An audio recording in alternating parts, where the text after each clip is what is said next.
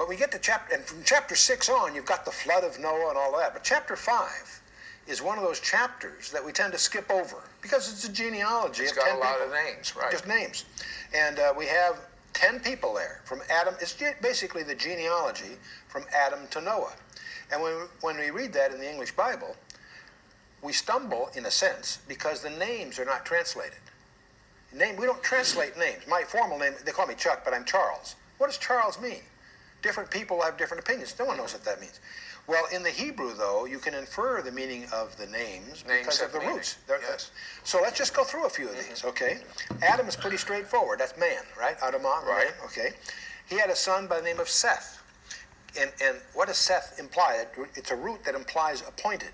We get a clue from that from the previous chapter. When Eve gave birth to Seth, she felt he was appointed to be a replacement for Abel, whom Cain slew.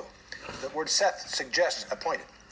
When Seth has a son, his name is Enosh, which comes from Anash. It's an incurable wound or woe or grief or whatever.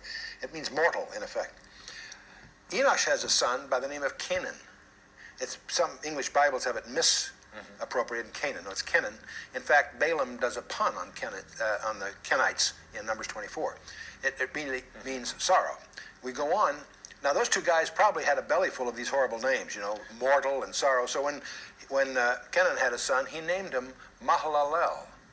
Mahalal is the blessed or praised one. El is the name for God. So what you're doing, though, is, if I'm understanding you right, is you're taking the names in Genesis in order and looking at the Hebrew roots, what they imply. What they imply. So we have 10 names. 10 names. And when we find out what each one of these 10 mean, it's an exploration. Let's see what they say. Okay. And Mahalalel has a son by the name of Yared. And Yared has which means it's a verb. Yarad shall come down. And we have Enoch, which is an academic term, meaning commencement or teaching. Now, Enoch's perhaps one of the more interesting ones. I should back up. Most people don't realize that the flood of Noah did not come as a surprise. It was preached on for 4 generations. But what we learn about Enoch is when he was 65, something very strange happened, because from that day on, it says he walked with God, whatever that means. Sounds good to me. Yeah, exactly. Well, Enoch apparently had a prophecy that as long as his son that was just born would live, the judgment of the flood would be withheld.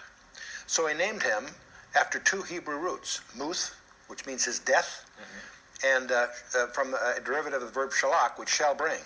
The name Methuselah actually means his death shall bring.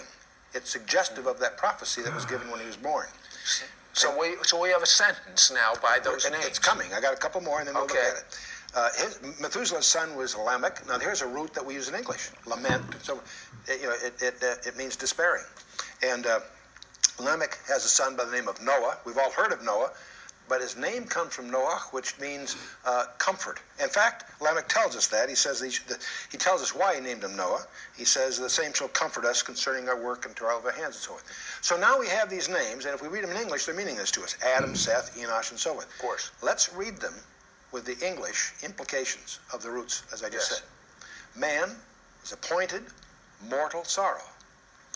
The blessed God shall come down, teaching that his death, God's death, shall bring the despairing comfort or rest.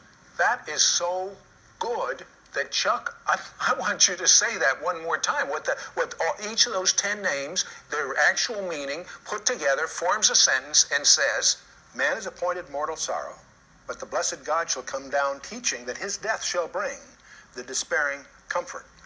Now, I don't say that is subtle. I say that is a blast, you atheist.